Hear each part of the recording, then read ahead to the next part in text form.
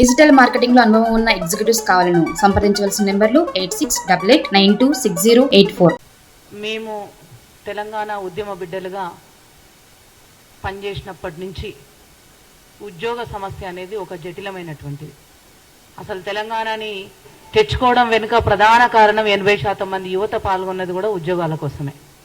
అటువంటి ఉద్యోగాలకు వాళ్ళు ఏ రకమైనటువంటి ఆ నిరుద్యోగులకు కానీ ఆ ఉద్యోగాల విషయంలో కానీ ఒక చిత్తశుద్ధి చూపించినటువంటి బీఆర్ఎస్, నాటి టీఆర్ఎస్ నేటి బీఆర్ఎస్ 10 ఏళ్లు పరిపాలన కొనసాగించి కూడా నిరుద్యోగులను ఎత్తిన ఎప్పుడూ నిప్పులే కురిపించింది తప్ప ఏనాడు కూడా వాళ్ళని కనీసం ప్రశాంతంగా చదువుకొనిచ్చిన పాపాన పోలే.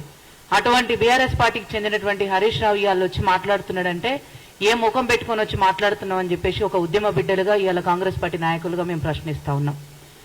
ఇందాక మా మిత్రులు శివసేన రెడ్డి గారు చెప్పినట్టుగా బీజేపీకి సంబంధించి వాళ్ళు ఎన్నో వాగ్దానాలు చేశారు ఉద్యోగాలకు సంబంధించి.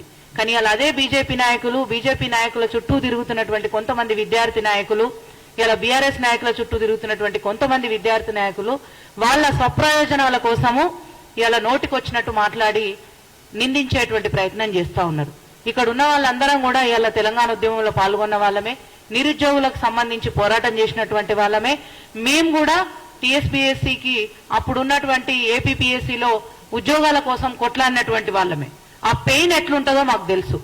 ఇవాళ గౌరవ ముఖ్యమంత్రి గారు రేవంత్ రెడ్డి గారు ఎప్పుడు కూడా యువత పక్షాన నిలబడ్డారు, రైతుల పక్షాన నిలబడ్డారు, మహిళల పక్షాన నిలబడ్డారు.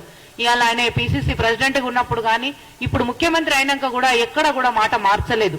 ఒక్కొక్క అడుగు వేసుకుంటూ ఇలా ఒక గొప్ప విజన్ తో ముందుకెళ్తున్నటువంటి క్రమంలో ఇవాళ ప్రభుత్వం వచ్చి కనీసం 10 నెలలు పూర్తి కాలేదు.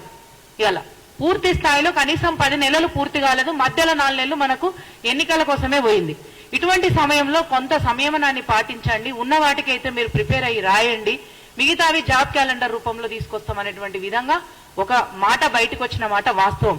అయినప్పటికీ మీ యొక్క వాదనలను కానీ మిమ్మల్ని కానీ మేము కన్సిడర్ చెయ్యము అని కానీ ఎక్కడైనా ప్రభుత్వం మీకు చెప్పిందా? నిరుద్యోగ మిత్రులారా ఆలోచించండి.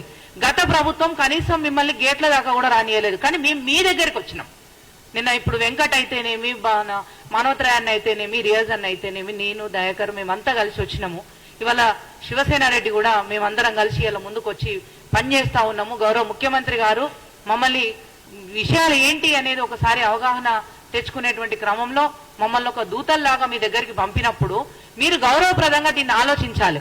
కానీ దయచేసి విద్యార్థి మిత్రులారా, నేను ఒక పోరాట ఉద్యమం నుంచి వచ్చిన వ్యక్తిగా మీకు విజ్ఞప్తి చేస్తా ఉన్నాను. ఇది పొలిటికలైజ్ చేసి మిమ్మల్ని ఒక పొలిటికల్ ఎజెండాగా మార్చుకుందాం అనేటువంటి ప్రయత్నం చేస్తా ఉన్నారు. గతంలో కూడా మేము ఉద్యమకారులుగా ఉన్నప్పుడు కూడా అదే హరీష్ రావు పెట్రోల్ పోసుకున్నాడు, అదే కేసీఆర్ తల నరుక్కుంటాడు. ఆయన కత్తి దొరకలే, ఆయనకు అగ్గిపెట్ట దొరకలే. కానీ మిగతా వాళ్ళ బిడ్డలంతా చచ్చిపోతే అన్నమో రామచంద్ర అన్నట్టు మేమంతా ఏడ్చినాం. ఆ పెయిన్ మాకున్నది, ఎందుకంటే మేము దెబ్బలు తిన్నోళ్ళం, ఉద్యమం చేసిన వాళ్ళం. ఇలా ఆ రోజు కాంగ్రెస్ పార్టీకి మేము వ్యతిరేకంగానే పోరాటం చేసినాం తెలంగాణ ఉద్యమ బిడ్డలుగా. కానీ కాంగ్రెస్ పార్టీ సోనియమ్మ మమ్మల్ని అర్థం చేసుకున్నది, మనల్ని అందరిని అర్థం చేసుకున్నది, తెలంగాణ ఇచ్చింది. ఇచ్చిన మాట నిలబెట్టుకొని తెలంగాణ ఇచ్చిన సోనియమ్మని అడుగుజాడల్లో ఇలా రేవంత్ అన్న నడుస్తున్నాడు.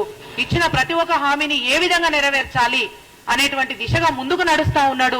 ఇటువంటి విషయాల్లో ఈ సందర్భంలో రాష్ట్రాన్నంతా కూడా రెవెన్యూ వ్యవస్థ కావచ్చు, ఇలా ఆర్థిక పరిస్థితి కావచ్చు, ప్రతి ఒక్క రంగాన్ని చిన్నభిన్నం చేసిపోయింది కేసీఆర్.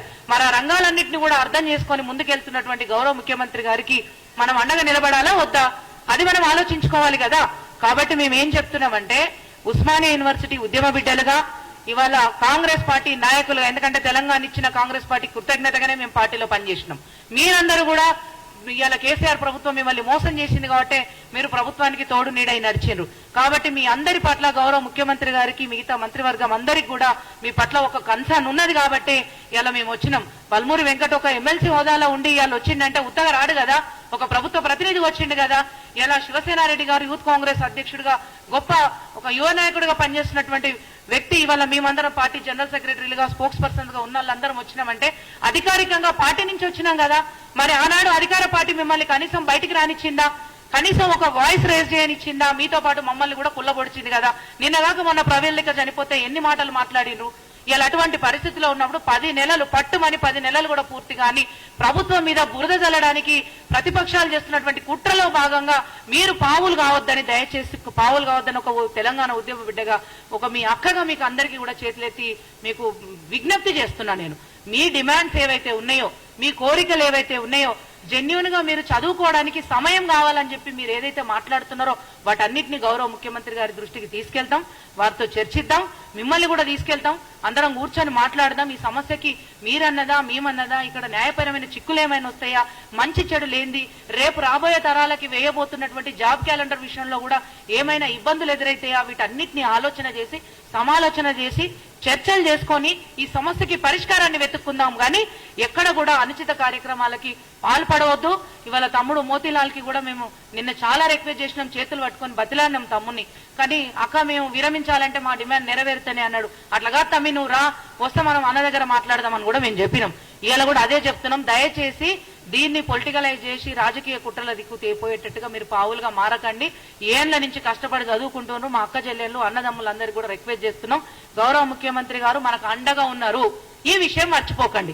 కాంగ్రెస్ పార్టీ మీకు తోడు నీడ అయి ఉన్నది, ఇవాళ ప్రభుత్వం మీకు తోడు నీడ అయి ఉన్నది, ఈ విషయాన్ని మర్చిపోకండి. మీకు ప్రతినిధులుగా మేము ఉన్నాము, వాళ్ళకు ప్రతినిధులుగా మేమే ఉన్నాము. ఇది మా అదృష్టము. మేము ఖచ్చితంగా మీకున్న మీ సాధక బాధకాలు వారి దృష్టికి తీసుకెళ్తాము.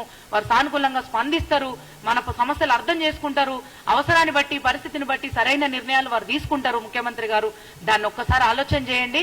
ఎక్కడ కూడా అవాంఛనీయ సంఘటనలకు కానీ, వాళ్ళు మిమ్మల్ని ప్రొవోకేట్ చేస్తే అటువంటి కార్యక్రమాలకు కానీ పాల్పడొద్దు. నిన్న కూడా అవాకులు చెవాకులు పేలుతూ మేమేదో గుండాలను తీసుకొచ్చి మేము మిమ్మల్ని కొట్టించినామనేటువంటి విధంగా ఒకరిద్దరు విద్యార్థి నిరుద్యోగ మిత్రులు అని చెప్పి మాట్లాడినరు. మరి అందులో ఎంత జెన్యూనిటీ ఉందో ఇక్కడ కొంతమంది కూడా మాకు విద్యార్థి ఉద్యమ నాయకులు ఉన్నారు, నిరుద్యోగ వాళ్ళ పక్షాన నిలబడ్డ వాళ్ళు ఉన్నారు. వాళ్ళందరికీ కూడా తెలుసు ఇది ప్రతిపక్షాలు వనుతున్న కుట్రలో భాగం కాకండి దయచేసి. డిజిటల్ మార్కెటింగ్ లో అనుభవం ఉన్న ఎగ్జిక్యూటివ్స్ కావాలను సంప్రదించవలసిన నెంబర్లు 8688926084.